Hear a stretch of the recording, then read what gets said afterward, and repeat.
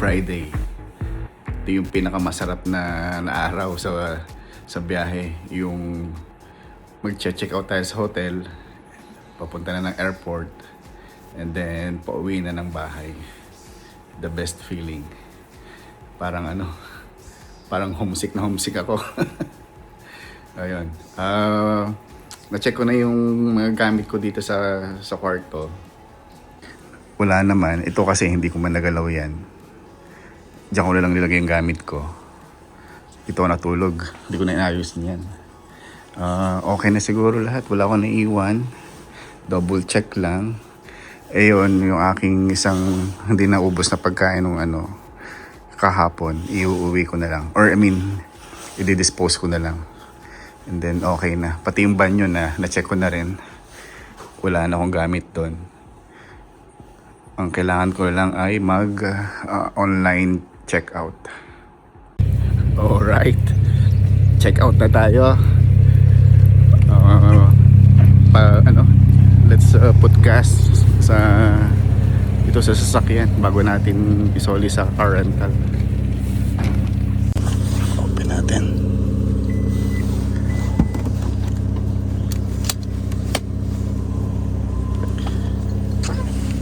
Okay.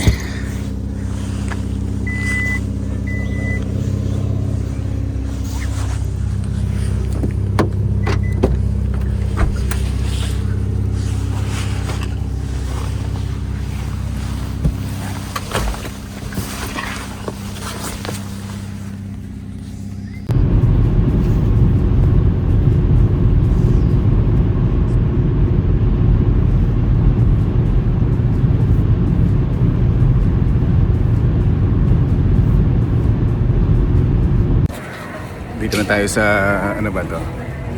BP. BP gas station. Papagas na tayo.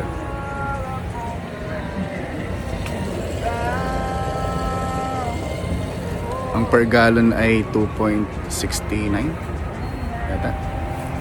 Mura pa rin, kalahati ng California.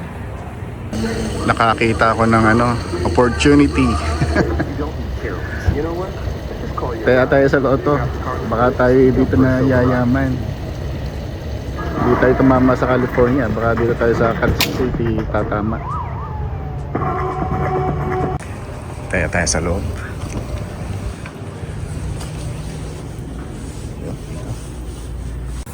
Yun.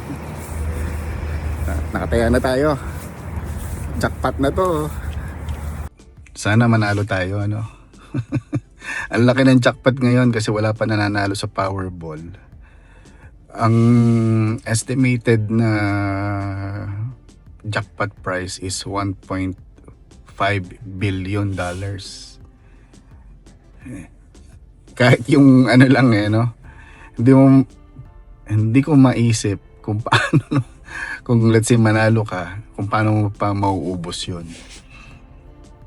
Kahit nga 5 numbers lang noon milyon na rin Pero yung cash price noon, let's say nanalo ka ng 1.5 billion.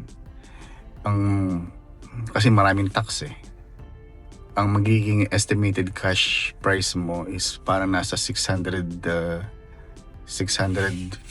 million, mga ganun. Parang kalahati nung cash price. More than kalahati pala. Kasi 1.5 tapos naging 680 something million. More than kalahati nung iyong prize money is mapapapunta sa tax. Okay na rin. Imagine manalo ka ng 680 million You're good for life. Pati lahat na siguro, pati mga kamag-anak Yun. So sana manalo tayo kasi sa California hindi tayo nananalo. Alright?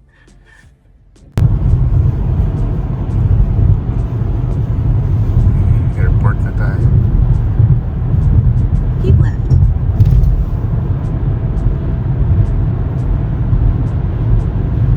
Ayun, naisoli na natin. Na-check na rin. Ngayon ay sakay tayo ng shuttle papunta naman ng terminal.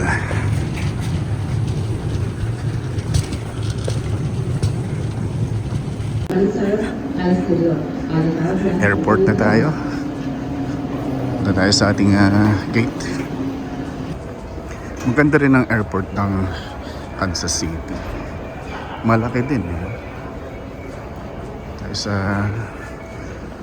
Pasok tayo sa security nga pala. Check-in tayo. Dito na tayo sa malapit sa gate natin. Thank you Lord. Kasi makakauwi na every day. Thank you. Especially today is Friday. Payday Friday pa. And then uwi pa tayo. Weekend pa kinabukasan. Ang daming blessing.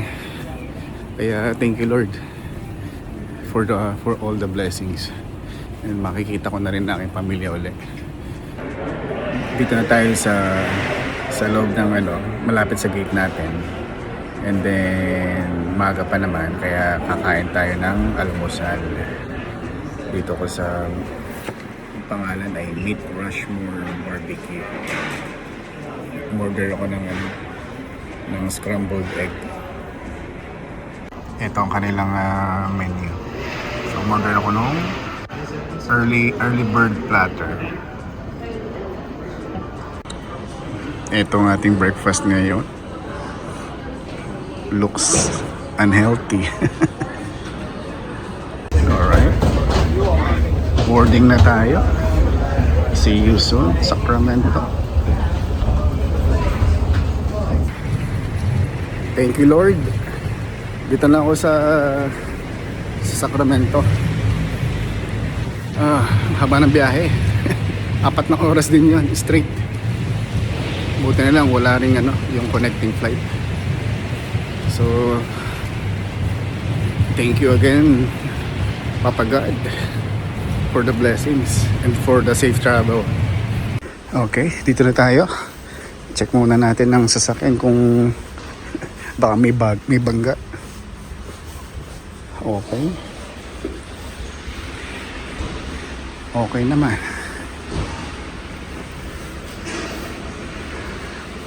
Alright, let's go home.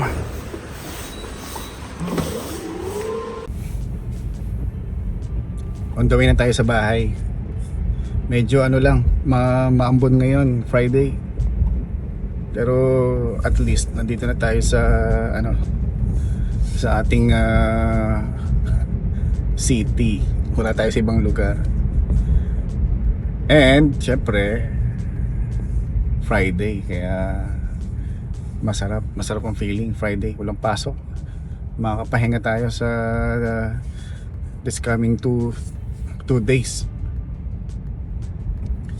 Naalala ko yung loto habang nasa aeroplano ko kanina.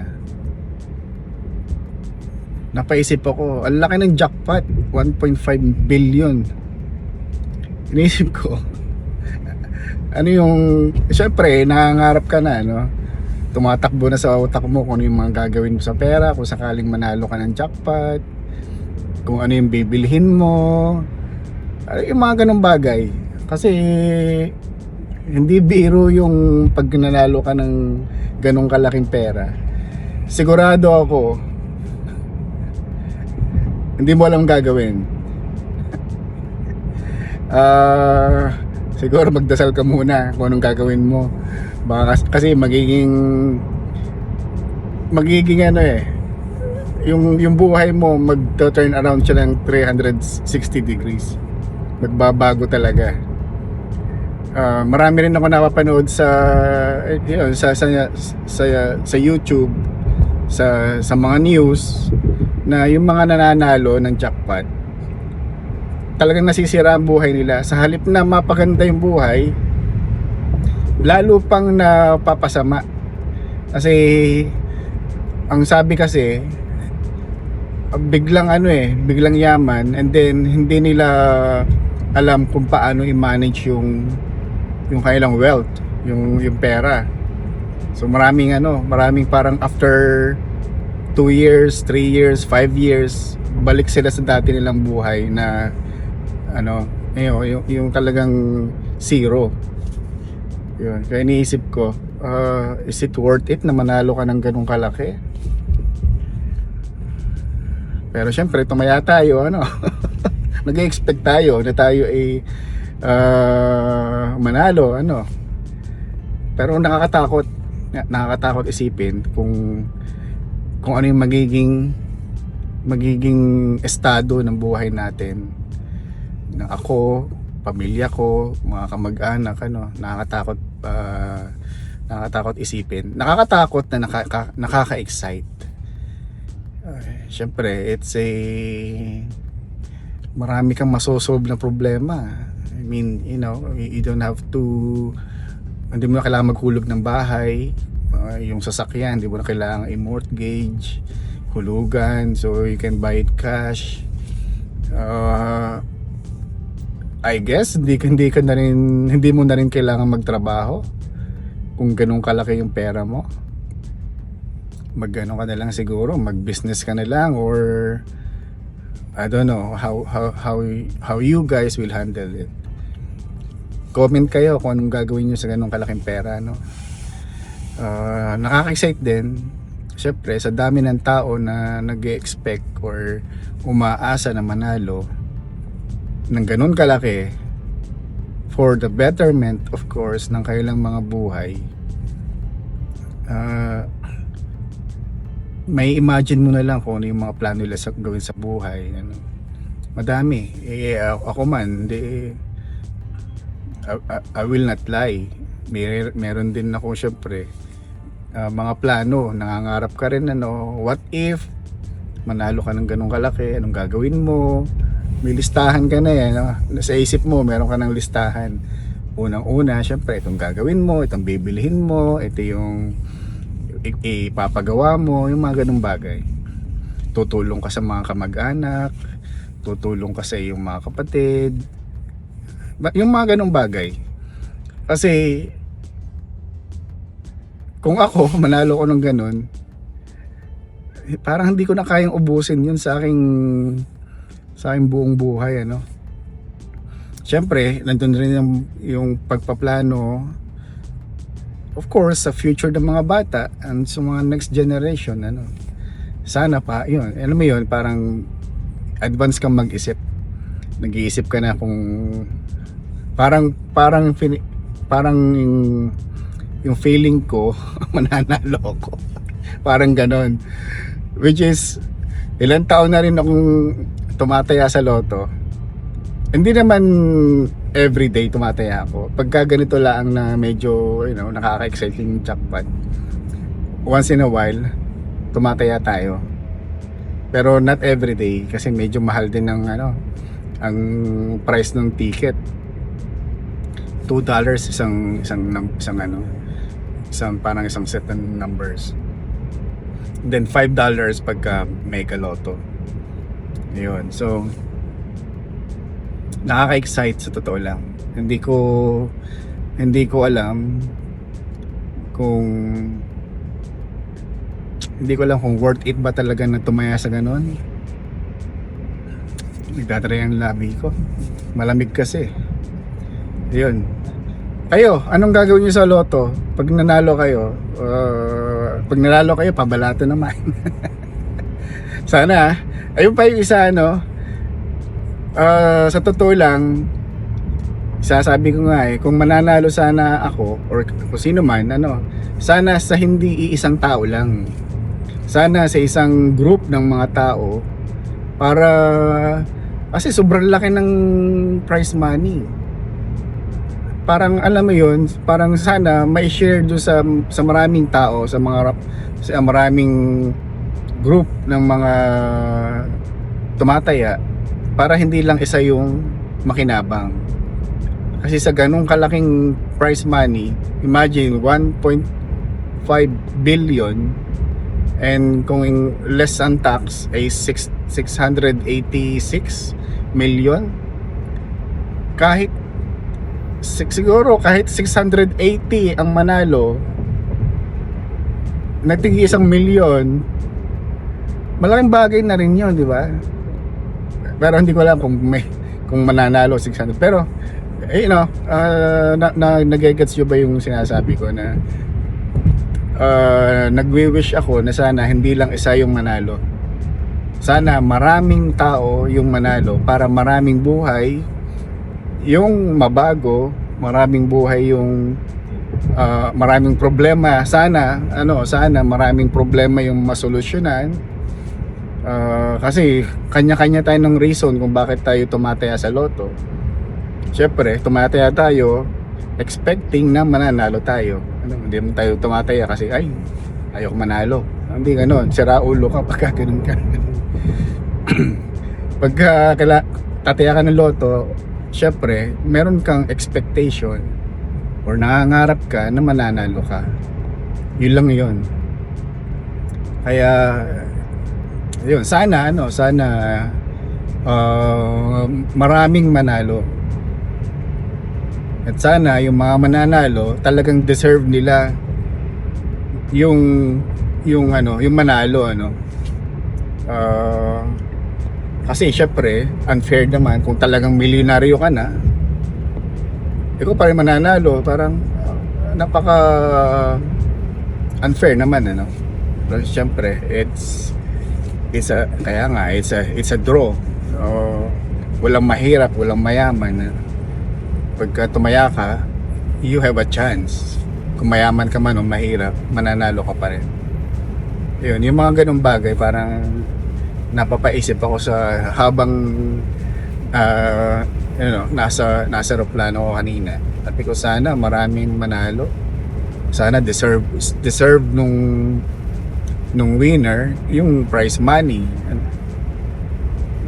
Siyempre, isa tayo sa nangangarap Yun. So kayo ba? Ano ba yung gagawin niyo? May plano na ba kayo? Ano ba ewan, hindi ko alam kung anong gagawin sa ganong kalaking pera, Hindi ko alam kung makakatulog din kayo. Pag nanalo kayo, hindi ko alam kung makakatulog kayo sa gabi. Kasi isipin nyo siguro yung safety nyo.